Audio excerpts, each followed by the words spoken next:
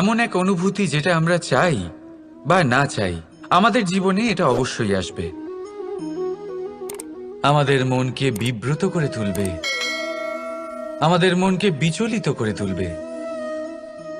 কখনো ভেবে দেখেছেন এই দুঃখ আমাদের জীবনে কেন আসে, কিভাবে আসে?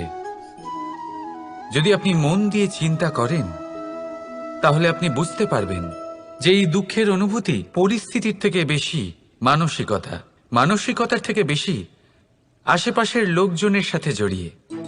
কারণ আশেপাশের লোকজনেরাই আপনার জন্য পরিস্থিতি তৈরি করেন, যা ভালোও হতে পারে আবার খারাপও। আপনার আশেপাশের লোকজনেরাই আপনার মানসিকতাকে প্রভাবিত করে, হয় তাকে ভালো করে অথবা খারাপ করে। আমাদের জীবনের অর্ধেক দুঃখ এই কারণে যে আমরা তাদের উপরে আশা রাখি যাদের ওপরে কোনো আশা রাখা উচিত নয়, আর অর্ধেক দুঃখ এই কারণে যে আমরা তাদের উপরে সন্দেহ করি যাদের ওপর সেটা করা উচিত নয়। তাৎপর্য এটাই যে মানুষকে চেনার চেষ্টা করতে থাকুন। যেদিন আপনি এটা বুঝে যাবেন যে কে সুজন আর কে দুর্জন, সেই দিন এই দুঃখ আপনার জীবন থেকে দূরে কোথাও চলে যাবে। রাধা রাধা। কিছুদিন আগে আমরা কথা বলেছিলাম যে আমাদেরকে নিজেদের বিবেকের সাহায্যে সুজন আর দুর্জনকে চিনতে শিখতে হবে। কিন্তু কিভাবে চিনব? কি গুণ থাকে তাদের? সুজন কি সে যে আস্তিক হয়, যে ঈশ্বরকে বিশ্বাস করেন, যে তাকে ভয় পান? নাকি দুর্জন সে যে ঈশ্বরকে বিশ্বাস করেন না, তাকে ভয় পান না, শুধুমাত্র নিজের কাজ করে যান? আপনাকে বলে দিই, এই সুজন না তো আস্তিক হয় আর না তো নাস্তিক, তারা বাস্তবিক হয়। তাহলে আসুন আর বাস্তবিকতাকে চিনুন আর জীবনে শুধুমাত্র আনন্দ লাভ করুন। আর আমার সাথে ভালোবেসে বলুন রাধা রাধা। কখনো আপনি কোনো কুমোরকে দেখেছেন যারা মাটির পাত্র বানায়? প্রথমে সে ভিজে মাটি মাখে, তারপর তাকে গড়ে, তারপর তাকে চাকায় দিয়ে সঠিক আকার দেয়। যদি আকার ঠিক না হয় তা তক্ষুনি ঠিক করে দেয়, কারণ সে এটা জানে যে একবার এটা আগুনের তাপে দিয়ে দিলে, একবার এটা শুকিয়ে গেলে তারপরে এর আকার কখনোই বদলানো যায় না। এখানে লুকিয়ে আছে একটা শিক্ষা, সমস্ত মাতা পিতার জন্য একটা শিক্ষা। মাতা পিতাও তো এরকমই হন, তাদের নিজেদের সন্তানকে সঠিক সময় মতো শ্রেষ্ঠ শিক্ষা দেওয়া উচিত। মাতা পিতা যেন কখনো তাদের বিধাতা না হতে চান, কিন্তু প্রতিটা মুহূর্তে সবসময় চেষ্টা করুন তাদের সঠিক পথ দেখানো, কখনো কোমলতা দিয়ে, কখনো ভালোবাসা দিয়ে, আর কখনো কঠোর হয়ে। তার জীবনকে, তার ব্যক্তিত্বকে আকার দেওয়ার চেষ্টা করুন। কারণ যেমন মাটি একবার শুকিয়ে গেলে তারপর সেই পাত্রের আকার বদলানো যায় না, ঠিক সেইভাবেই আয়ুর বৃদ্ধির সাথে সন্তানের শিক্ষা কখনোই বদলানো যায় না। তা মনে রাখবেন। রাধা রাধা। নদী হোক বা সাগর হোক, নৌকা আমাদের এটা পার করতে সাহায্য করে। এই নৌকা কখনো কখনো ডুবেও যায়। এবারে এখানেই লুকিয়ে রয়েছে একটা শিক্ষা। অটল জলে এই নৌকা থাকে, তবুও ডুবে যায় না। এটা তখন ডুবে যায় যখন সেই জল নৌকায় প্রবেশ করতে থাকে। যখন জলের স্তর আস্তে আস্তে নৌকায় বেড়ে যায়, তখন নৌকা ডুবে যায়। এবার এটা আমাদের সাথেও হয়। বাইরের সমস্ত সমস্যা, সমস্ত বিপদ, সমস্ত সংকট, সমস্ত দুঃখ, এই সব আমাদের ততক্ষণ ভাঙতে পারে না যতক্ষণ না আমরা এদের আমাদের অন্তরে প্রবেশ করতে দিই। একবার এরা প্রবেশ করে গেলে আমরা ভেঙে গড়িয়ে যাব, ডুবে যাব। এই মনে আগেই প্রেম আর বিশ্বাস ভরে ফেলুন। জীবনে যত বড় বিপদই আসুক না কেন, আপনাকে কখনো ভাঙতে পারবে না। রাধা রাধা। হাতের কত রকম রূপ হয়। কিছু স্নেহের সাথে আপনাকে স্পর্শ করে, তো কিছু প্রহার হিসেবে বর্ষিত হয়। কিছু বন্ধুত্বের নামে আপনার দিকে অগ্রসর হয়, তো কিছু শত্রুতার দিকে আপনাকে টেনে নিয়ে যায়। কিন্তু কখনো ভেবে দেখেছেন যে কোন হাত বেশি মূল্যবান। যখন আপনি সফল, যখন আপনি ভালো কাজ করেন, তখন কিছু হাত আপনার জন্য করতালি দেয়। আর কিছু হাত এমন হয় যা আপনার কাঁধ স্পর্শ করে যখন আপনি জীবনে সব থেকে অসফল হন, যখন আপনি ভেঙে পড়েন। তাই করতালি দেওয়া সেই হাত, আপনার প্রশংসা করা সেই হাত, তার থেকে অনেক বেশি দামি সেই হাত যা আপনাকে তখন আশ্বস্ত করে যখন আপনি এমন সময় কাটাচ্ছেন যা আমরা কেউ কাটাতে চাই না। সেটা আপনার সম্বল হয়ে ওঠে, আর এই সম্বলই আপনাকে জীবন অতিবাহিত করার শক্তি প্রদান করে। তাই একে অপরের সম্বল হয়ে থাকবেন, জীবনে সব সময় ভালো থাকবেন। রাধা রাধা। মানুষ, প্রত্যেক মানুষ কাউকে ভালোবাসে, কাউকে ঘৃণা করে, কাউকে সম্মান করে, আবার কাউকে তিরস্কারও করে। মানুষ সবকিছু হতে পারে, সুস্থও হতে পারে, রোগীও হতে পারে, ধনীও হতে পারে, নির্ধনও হতে পারে, বন্ধুও হতে পারে, আবার শত্রুও হতে পারে। যদি কিছু না হতে পারে তা হলো অস্পৃশ্য, অচ্ছুত। ভগবানের কাছে সব থেকে বড় পাপ এই যে মানব শরীর, তা ঈশ্বর প্রদত্ত, তা তার মন্দির। প্রত্যেক শরীরে ব্রহ্মদেব বাস করেন। তাই শরীরের অপমান করা, সেটা ছোঁয়া থেকে দূরে থাকা, এটা কখনো করবেন না। এই জীবনে ছুত অছুত কখনো বিচার করবেন না। পরমেশ্বর যা দিয়েছেন তার সম্মান করতে শিখুন। আর আসুন আমার সাথে ভালোবেসে বলুন, রাধা রাধা। উপহার, উপহার কারোর জন্য বস্তু হতে পারে, তো কারোর জন্য অনুভূতি। কিন্তু এই উপহার সকলের ভালো লাগে। এবার যদি জিজ্ঞেস করা হয় যে উপহার কিরকম হওয়া উচিত, তাহলে কেউ বলবে যে উপহার এমন হওয়া উচিত যার সাথে আমরা সোনা রূপোর তুলনা করতে পারি। কেউ বলবে এমন উপহার হওয়া উচিত যা পেলে কারোর মন খুশি হয়ে ওঠে, সে আনন্দ উপভোগ করে। ব্যক্তি উপহার যা দিচ্ছে তা নির্ভর করছে তার আর্থিক অবস্থার উপরে। কিন্তু উপহার যাই হোক না কেন, তাতে একটা অনুভূতির অভাব কখনোই থাকা উচিত নয়। আর সেই অনুভূতি হলো ভালোবাসার অনুভূতি। তাই মনে রাখবেন, ভালোবাসার থেকে বড় উপহার আর কিছুই নেই। আর যদি ভালোবাসার এই উপহার আপনি লাভ করেন, তার থেকে বড় আর কোনো সম্মান নেই। রাধা রাধা। কখনো কোনো বাচ্চাকে দেখেছেন? কত কিছু ঘটতে থাকে তার জীবনে। শৈশব থেকে বেড়ে ওঠা অবধি অসংখ্য অনুভূতি অনুভব করে সে। কখনো পড়ে যায়, কখনো আহত হয়, কখনো জ্ঞান লাভ করে, কখনো কষ্ট সহ্য করে, তো কখনো আনন্দ উপভোগ করে। কিন্তু মনে রাখে সে শুধুমাত্র আনন্দের মুহূর্তগুলি। এবার শুধু একবার আপনার জীবনের প্রারম্ভের দিকে তাকিয়ে দেখুন, আপনার শৈশবে তাকিয়ে দেখুন। আপনি দেখবেন বেশিরভাগ যেসব স্মৃতি আপনার মনে আছে সেগুলি সমস্ত ভালো মুহূর্তের, খারাপ মুহূর্তের নয়। সেই জন্য শৈশব সব থেকে সুখী হয়, এতে নিশ্চিন্ত থাকা যায়। সেই জন্য আজ আপনি যতই বড় হয়ে উঠুন না কেন, খারাপ স্মৃতি, খারাপ ঘটনা সব ভুলে যাওয়ার চেষ্টা করুন। একবার খারাপ ঘটনা ভুলে যাওয়ার অনুভূতি আপনার হয়ে গেলে তখন মনে রাখবেন, যতই কঠিন পরিস্থিতির মুখোমুখি আপনাকে হতে হোক, তার মোকাবিলা করতে আপনি সক্ষম। রাধা রাধা। উৎসব, পুজো, পার্বণ আমাদের জীবনে উল্লাস ভরে দেয়। এবার দীপাবলির উৎসব এসেছে। আপনি কখনো ভেবেছেন যে এইসব উৎসব যেমন গুরু পূর্ণিমা, দোল, রাখি বন্ধন, এইসব পূর্ণিমার দিনে অনুষ্ঠিত হয়, যখন চাঁদ আকাশে পুরোপুরিভাবে দেখা যায়। কিন্তু দীপাবলির এই শুভ উৎসব অনুষ্ঠিত হয় অমাবস্যার দিবসে। অমাবস্যা, যাকে আমরা অশুভ বলে মনে করি। কখনো ভেবে দেখেছেন কেন শ্রীরাম অমাবস্যার এই দিন বেঁচেছিলেন অযোধ্যায় ফেরার জন্য?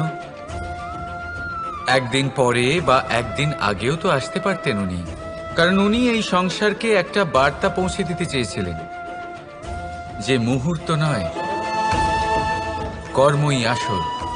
যদি আপনার কর্ম বড় হয়, শুভ হয়, তাহলে অমাবস্যার এই রাতকেও প্রদীপের সাহায্যে আলোকিত করা যেতে পারে। তাই সময় বিচার করা না করা আপনার সিদ্ধান্ত মাত্র, কিন্তু নিজের কর্মের বিচার করা আমার উপদেশ। রাধা রাধা।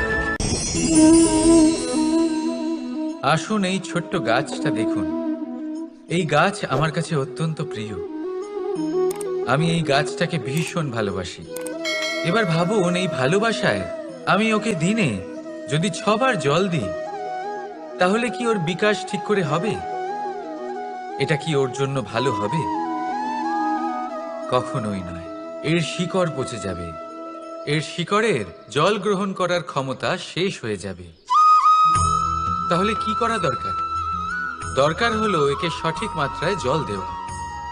দরকার হলো সঠিক সময় অন্তর তাকে জল দেওয়া। দরকার হলো একে সূর্যের তাপও সহ্য করতে হবে।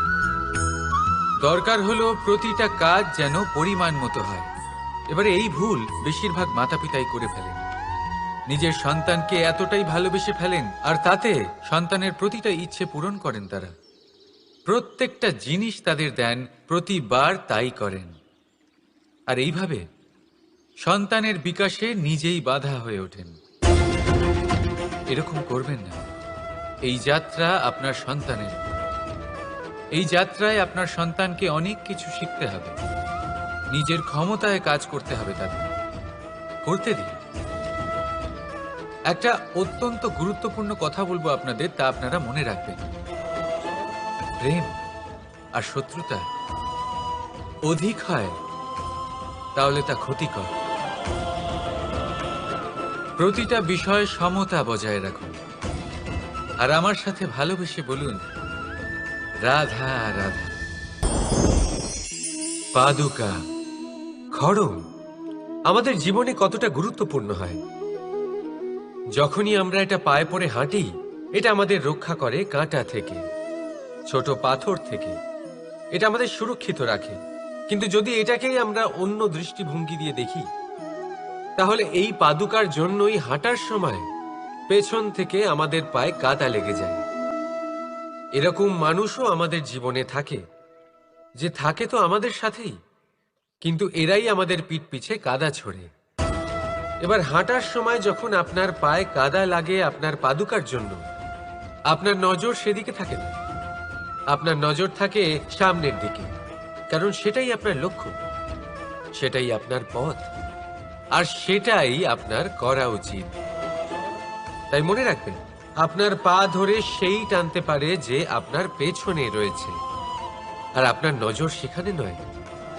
সবসময় সামনে নিজের লক্ষ্যে থাকা উচিত। প্রতি মুহূর্তে নিজের লক্ষ্যের দিকে তাকিয়ে থাকুন। সবসময় জীবনের সামনে এগোতে থাকুন। আর রাধা রাধা। মানুষ এক সামাজিক প্রাণী। সমাজে ঘোরাফেরা করে, অন্য মানুষ খুঁজে বেড়ায়, সম্পর্ক তৈরি করে, সেটাকে গড়ে তোলে, সুখ দান করে, সুখ লাভ করে, নিজের দুঃখকে কম করে। কিন্তু একটা জিনিস সে বোঝে না, কোন ব্যক্তি আপন আর কোন ব্যক্তি পর। দেখুন, আপন সে নয় যে সুখের সময় আপনার সাথে থাকে। আপন সে যে দুঃখের সময়ে শুরু থেকে শেষ অবধি আপনার সঙ্গে থাকে। তাই খেয়াল রাখবেন, সুখের সময় যে আপনার সাথে থাকে তারা সেই ব্যক্তিগণ যাদের আপনি পছন্দ করেন। কিন্তু যে দুঃখের সময়, সমস্যার মধ্যে, কষ্টের ও একাকিত্বের মধ্যে আপনার সাথে থাকে, আপনাকে সব সময় সঙ্গ দেয়, তারা সেই ব্যক্তি যারা আপনাকে পছন্দ করে। এবারে কাকে আপনি আপন বানাবেন আর কাকে পর, সিদ্ধান্ত আপনার। রাধা রাধা। নাম কত সাধারণ একটা বিষয়। প্রত্যেক মানুষ যে জন্ম নেয় তাকে একটা নাম দেওয়া হয়। যা সে পেয়ে থাকে তার মাতা পিতার দ্বারা, না হলে তার গুরুর দ্বারা, বা কোনো আত্মীয়ের দ্বারা, বা কোনো কাছের মানুষের দ্বারা। এই নামের সাথেই সে আস্তে আস্তে বেড়ে ওঠে। কিন্তু এটাই কি সেই নাম? এই নামই কি সবকিছু? কখনোই নয়। একটা নাম সেটা যা আপনি জন্মের সময় লাভ করেন, যে নামে আপনি কর্মের পথে অগ্রসর হন। আরও একটা নাম সেটা যা আপনি আপনার কর্মের দ্বারা অর্জন করেন, আর এই নামেই আপনাকে সবাই যুগ যুগ ধরে মনে রাখে। আপনার আসল নাম সেটা নয় যা আপনাকে জন্মের সময় দেওয়া হয়েছিল।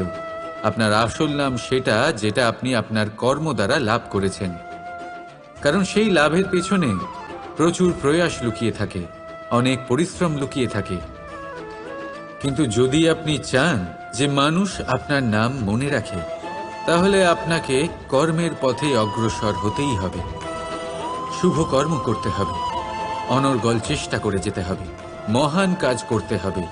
আর বিশ্বাস করুন, আপনি একটা মহান নামের ফল অবশ্যই লাভ করবেন। রাধা রাধা। চিন্তা।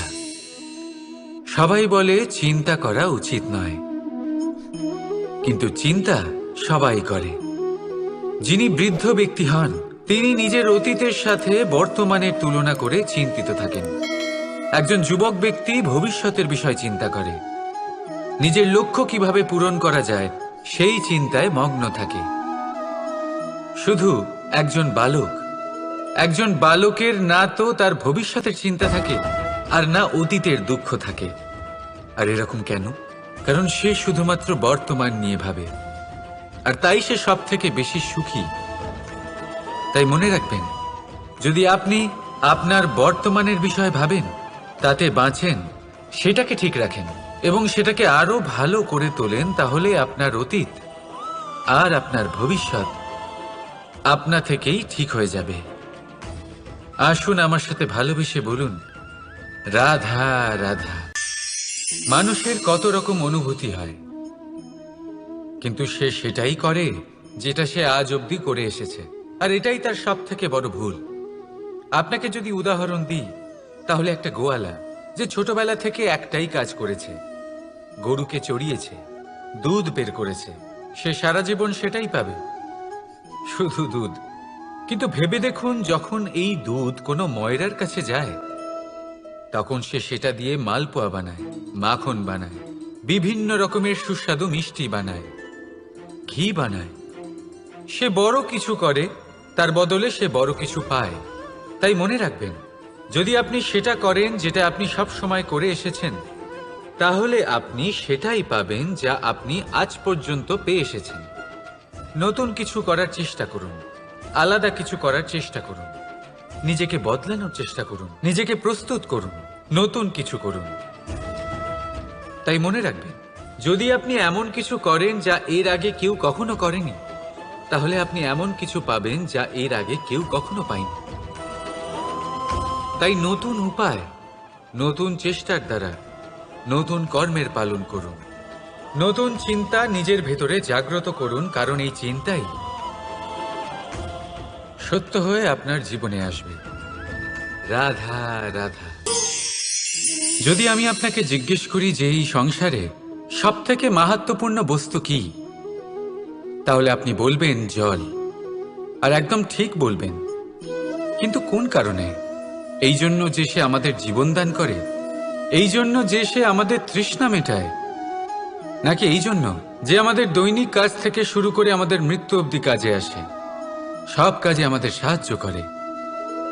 না, এর পেছনে একটা কারণ হলো জলের প্রকৃতি।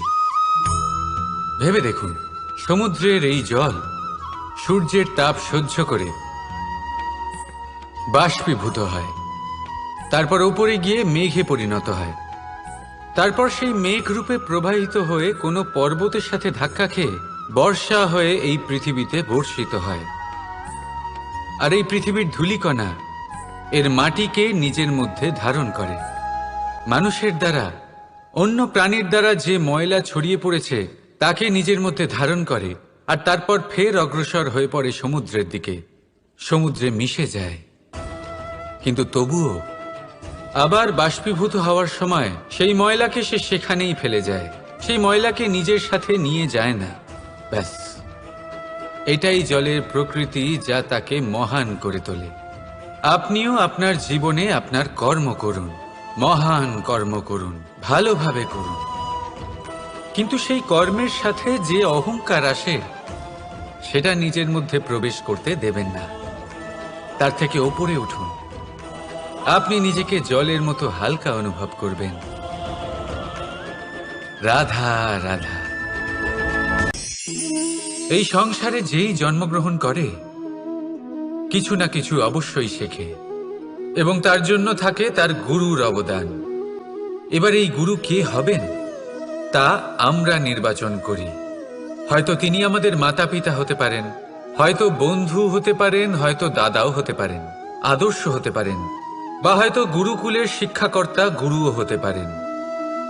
এবার সংসারের এমন কিছু জিনিস আছে যা জগতের কোনো গুরুই শেখাতে পারবেন না, তা আপনাকে সময় শিখিয়ে দেবে।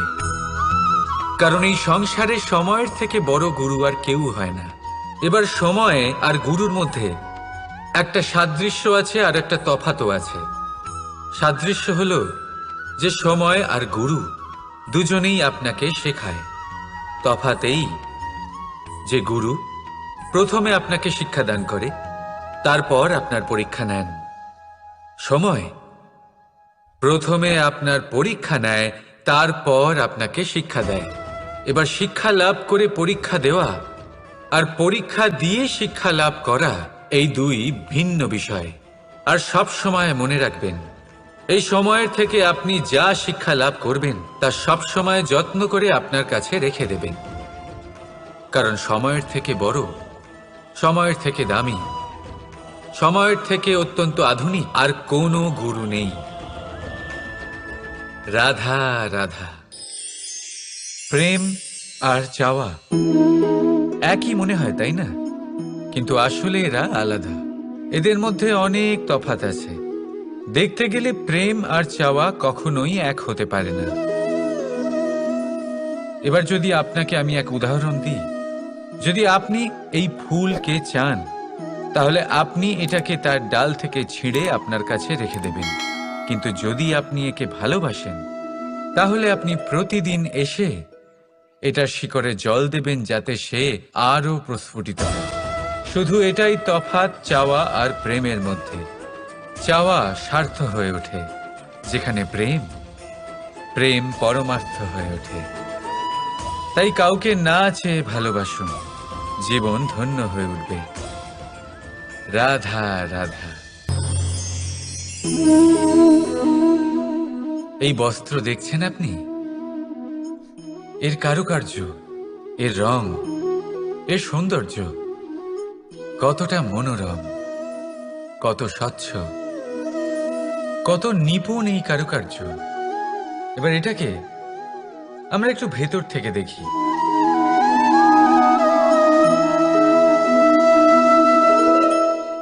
আপনি কি সেটাই দেখতে পাচ্ছেন যা আমি দেখতে পাচ্ছি? এটাই হয় আমাদের ব্যক্তিত্বের সাথেও, এটাই হয়। এই সমস্ত ঝামেলাগুলি মিটিয়ে নেওয়ার জন্য আমাদের সেই ঝামেলার মুখোমুখি হতেই হয়। তাই এই ঝামেলার দ্বারা কখনো ভয়ভীত হবেন না। এটাই আপনাকে একটা আনন্দময় জীবনের দিকে নিয়ে যাবে। রাধা রাধা।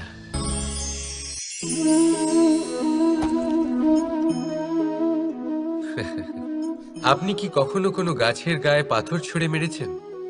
আজ না হোক, ছোটবেলায় কখনো না কখনো নিশ্চয়ই ছুঁড়েছেন। এখনো বাচ্চারা সেটাই করে থাকে।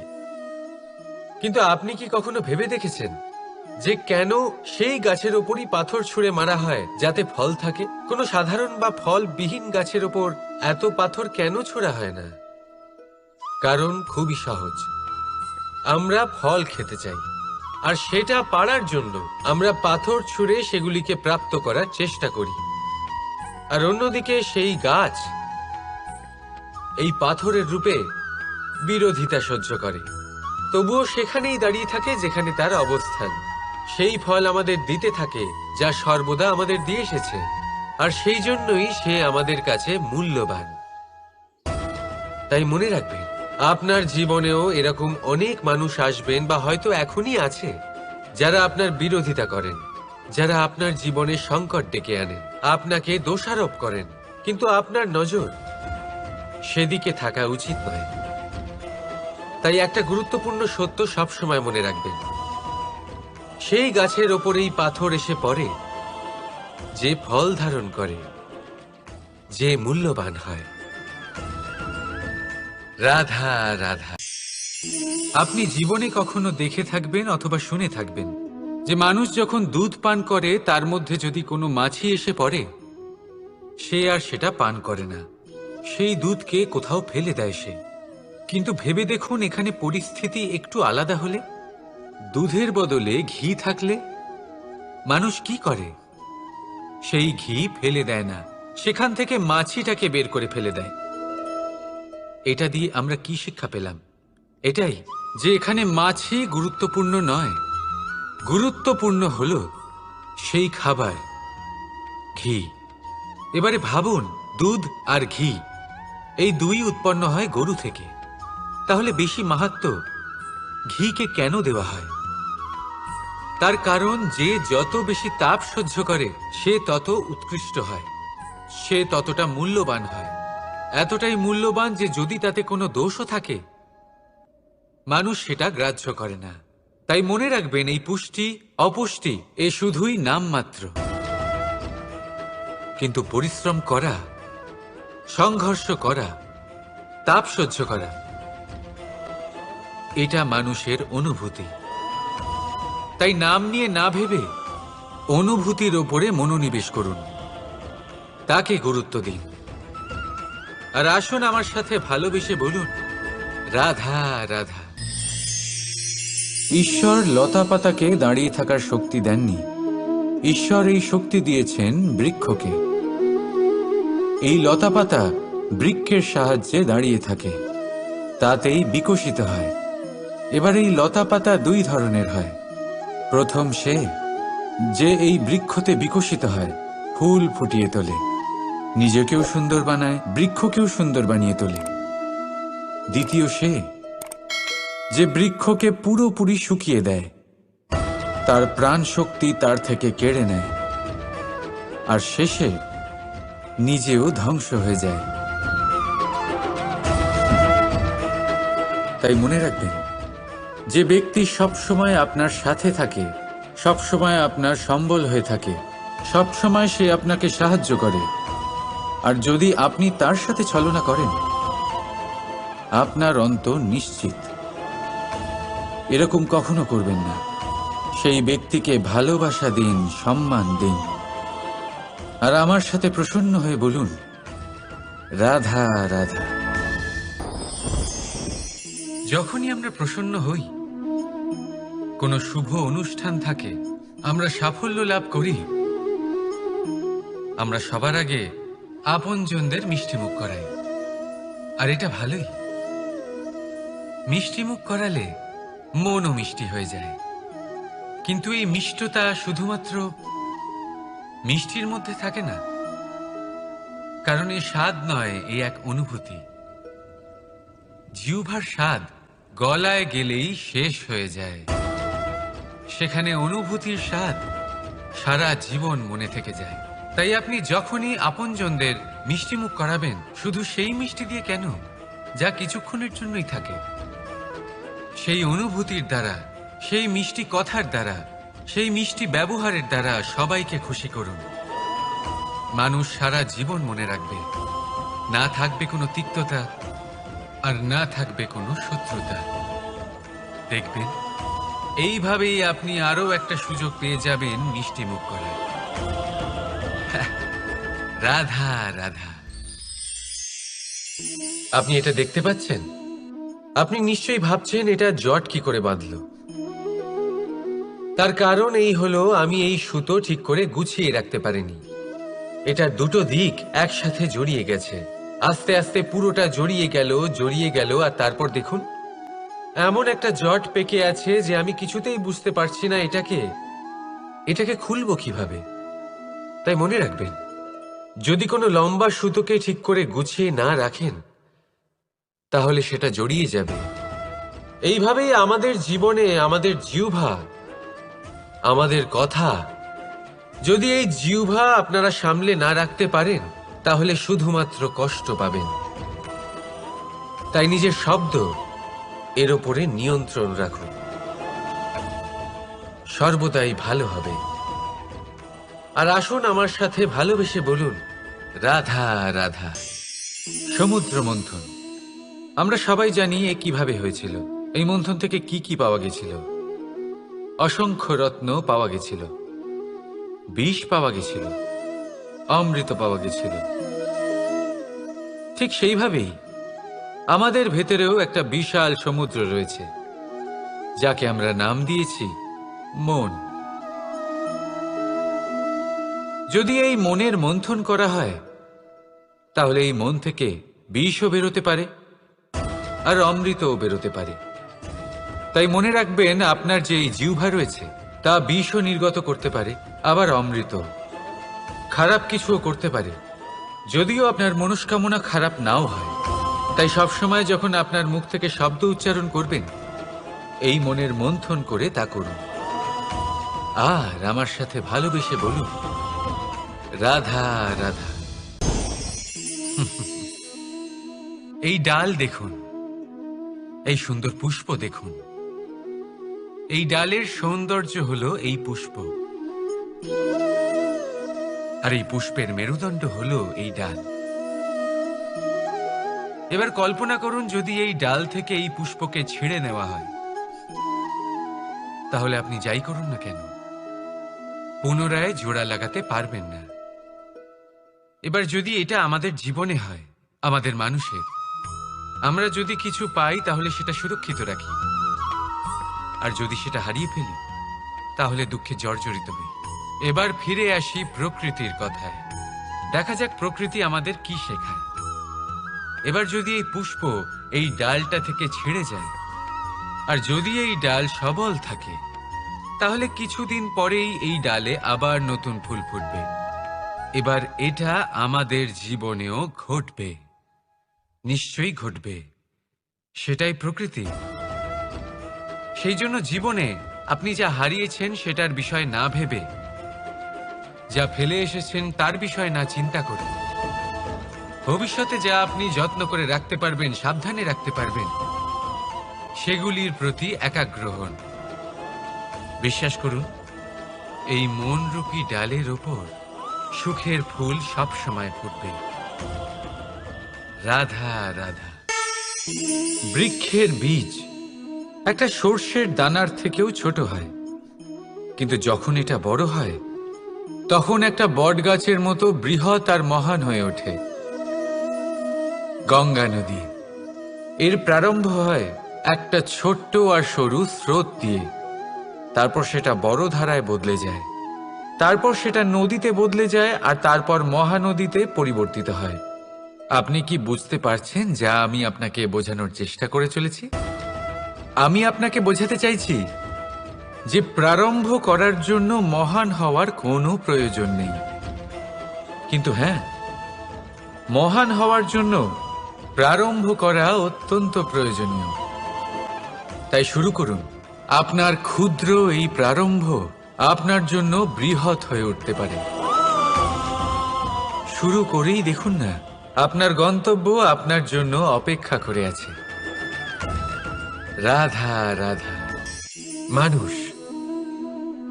মানুষ কতটা শক্তিশালী হয়, তার কতটা সামর্থ্য রয়েছে, সে কতটা প্রতিভাশালী হয়, এটা হয়তো বলার কোনো দরকারই নেই। আজকের দিনে সবাই জানে যে মানুষ কি না করতে পারে। মানুষ চাইলে সব কিছু করতে পারে। মানুষ যদি চায় মাছের মতো জলে সাঁতার কাটতে পারে।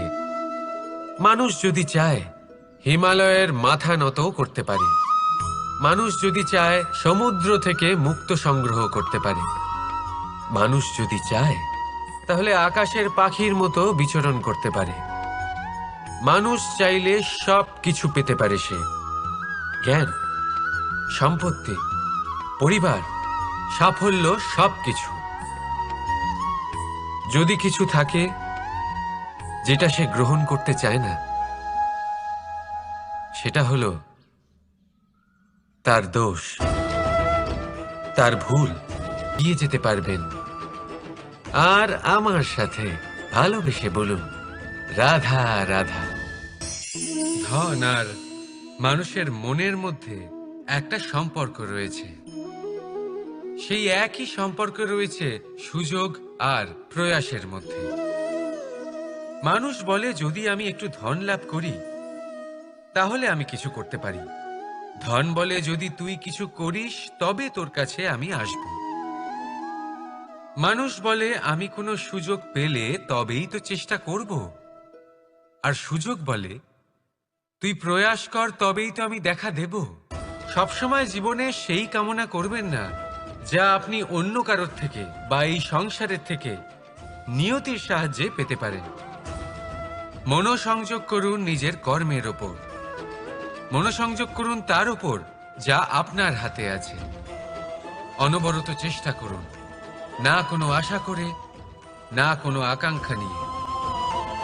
আর তারপর এই জীবনকে দেখুন, সে সফলতা হোক বা সুখ, সে ধন হোক বা হোক সুযোগ, সব নিজে থেকেই আপনার কাছে আসবে। রাধা রাধা। এটা দেখতে পাচ্ছেন? আপনি নিশ্চয়ই জানেন এটা কি। এটা বড়ই বিচিত্র এক বস্তু। এটা হলো কয়লা। আমি একে বিচিত্র এই কারণে বলছি, ভেবে দেখুন, যদি এটা গরম হয় আর আপনি এটাকে ধরে ফেলেন, এটা আপনার হাত পুড়িয়ে ফেলবে। আর যদি এটা ঠান্ডা হয় আর আপনি এটা ধরেন, তাহলে এটা আপনার হাতে কালি লাগিয়ে দেবে।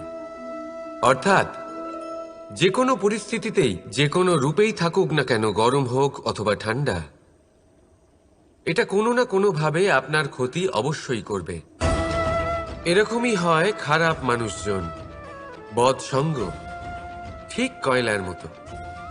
আপনি যদি কিছু নাও করেন, যাই হয়ে যাক, এরা যদি আপনার কাছে থাকে, তাহলে কোনো না কোনো ভাবে জীবনে আপনার কোনো না কোনো ক্ষতি অবশ্যই হবে। তাই নিজের জীবনে সবসময় সঙ্গতের নির্ণয় অত্যন্ত ভেবেচিন্তে করবেন। রাধা রাধা।